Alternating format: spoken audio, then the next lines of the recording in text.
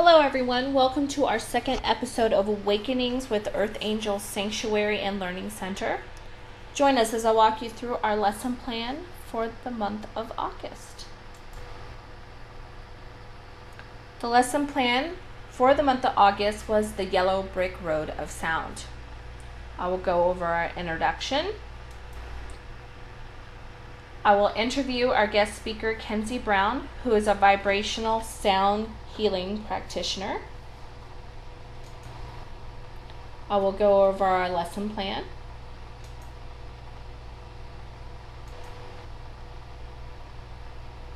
Go over the benefits,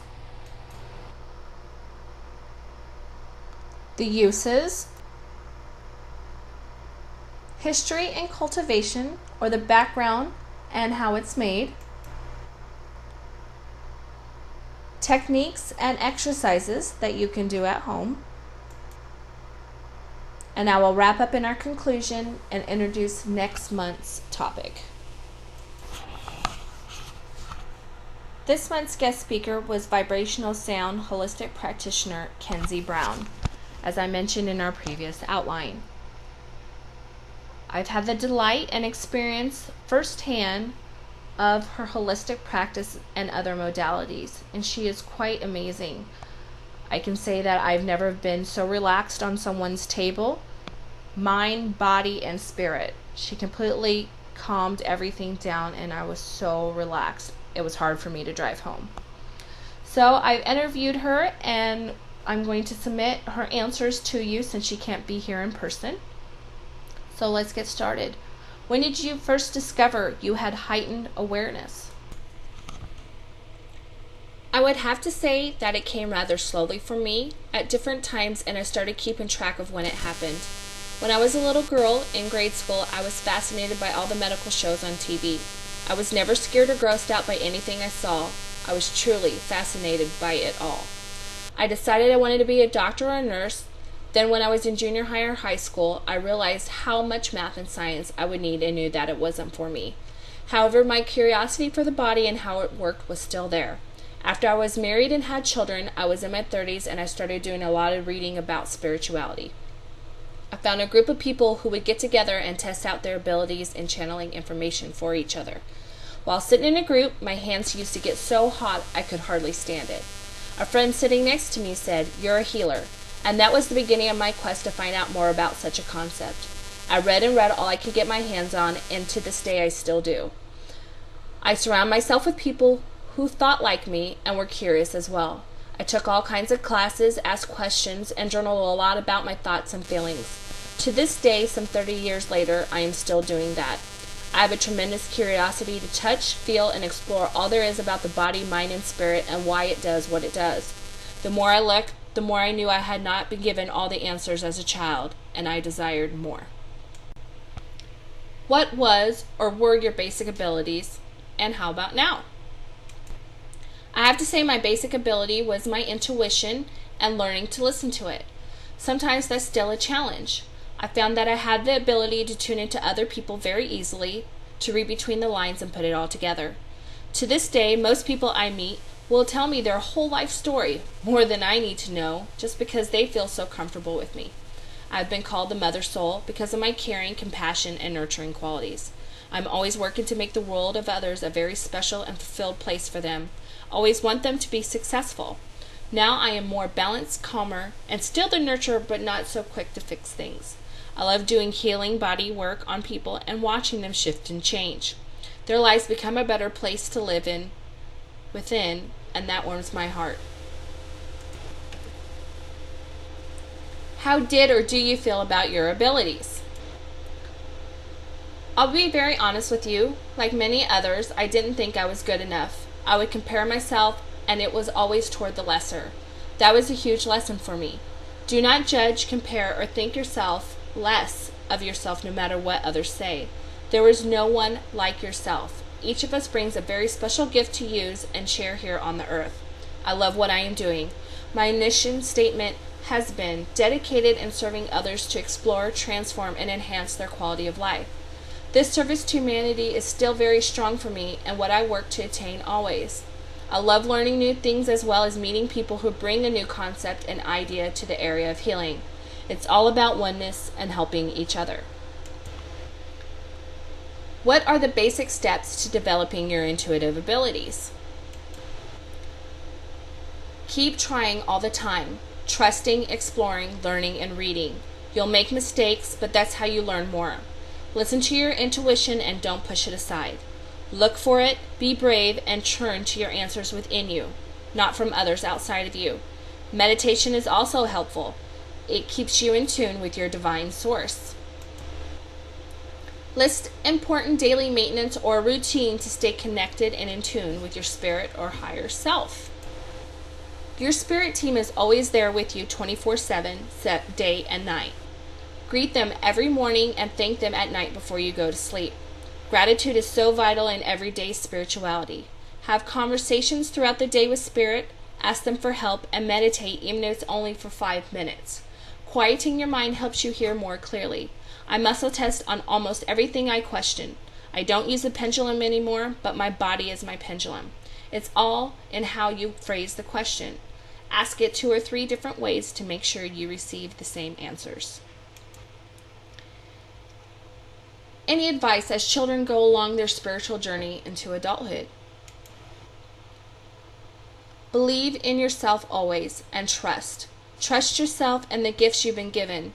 Keep your eyes and ears open, be an observer, and you don't always have to be the doer. Love being sensitive and pay attention to how that plays out within you. Don't judge yourself or others. Be the friend you would like to attract to you. Do your best to stay out of other people's drama. It will deplete you, pull you down, and make you very tired. If you have a friend that when you are around them, you become confused, fatigued, and unclear of your choices, this person may be taking your energy to thrive on. Learn to protect yourself with bubbles of protection or stay away from such people. Blessings to you all, Kenzie Brown. Thank you so much, Kenzie, for your interview questions. Now we'll delve into our lesson plan. This month's lesson plan is the Yellow Brick Road of Sound. It is a continuation from last month on energy, sound, and vibration. The only difference is the tool. Last month we used drumming and a drumming circle. This month we are using quartz crystal singing bowl. So here is a picture of crystal singing bowls. You will look right here at what I'm circling. That is a Tibetan bowl. Right here, it's very thin. You can see the blue handle and the glass here. Kenzie uses that as a high heart bowl. This little device here is a mallet, and here is a rawhide mallet used to strike these bowls and cause the playing. There are many benefits to the bowls, even some not listed here. They balance the left and right hemispheres of the brain, thus creating altered states of unconsciousness. They cleanse and purify food and water. They assist with manifestation and produce abundance. It heals on all levels, physical, mental, spiritual, and energetic. They form connected relationships. And they help with meditation and relaxation. And looking through this little outline here, you will notice that some of them are very similar to the drumming circle from last month. So, what are the uses for crystal singing bowls?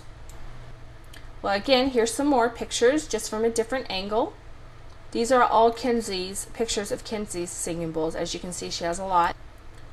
So they can be used to clear space. They're great at clearing out rooms, houses, and large spaces, or for feng shui or any other energy work.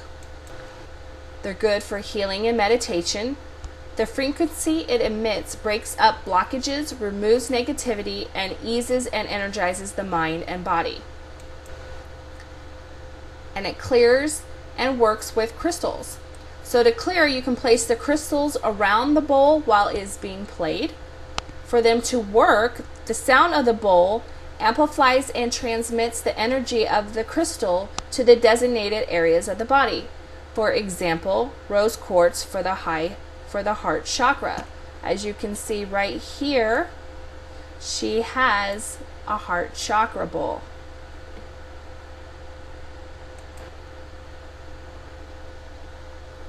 So, the history and cultivation of quartz crystal singing bowls.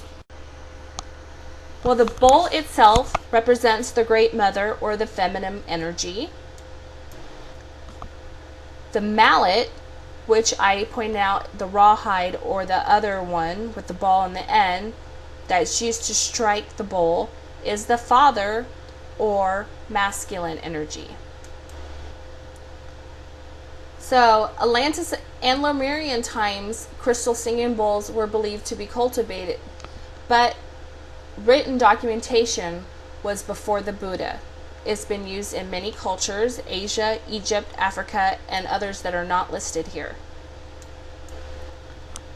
The original material was unknown, and then it moved to metal alloy, brass, glass, and now quartz crystals.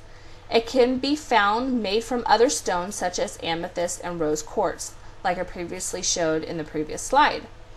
99% pure quartz crystals are crushed and heated from 4,000 degrees or more.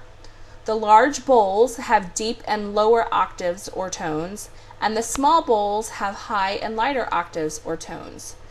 And if you add water to either of the bowls, that will alter the sound. So what are some techniques and exercises that you can do at home? Well, the first one is crystal bowl singing. So what you do is place the bowl on a solid surface. The table would be really good. Using your mallet, you're going to strike the bowl gently a few times so it has a ringing or singing sound to it. Then you're going to move the mallet around the lip of the bowl while keeping it firmly against the outside edge.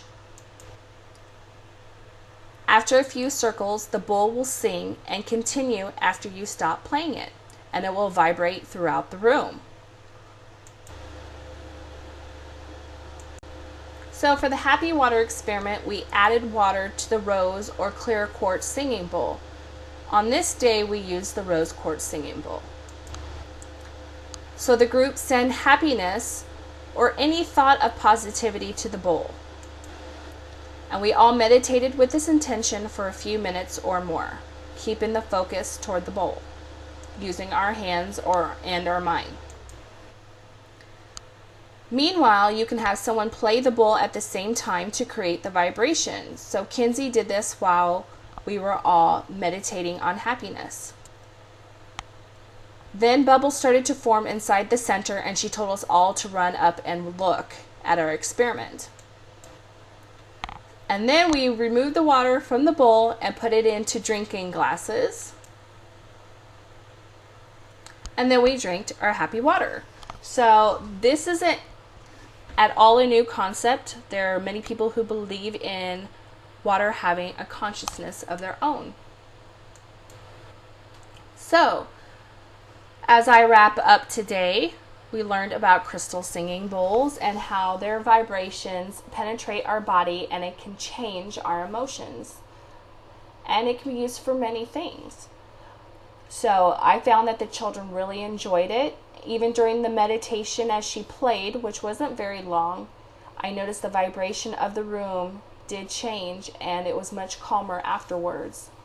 So next month, we have Your Children's Psychic Gifts with Erin Ashley. She is an international intuitive coach and operates Spiritual Mechanic. What we will be discussing on is identifying your child's intuitive abilities and develop them with at-home steady exercises. Learn to protection techniques against other individuals, environment, and situations that can be draining or harmful. So I will see you next month. Thank you for tuning in.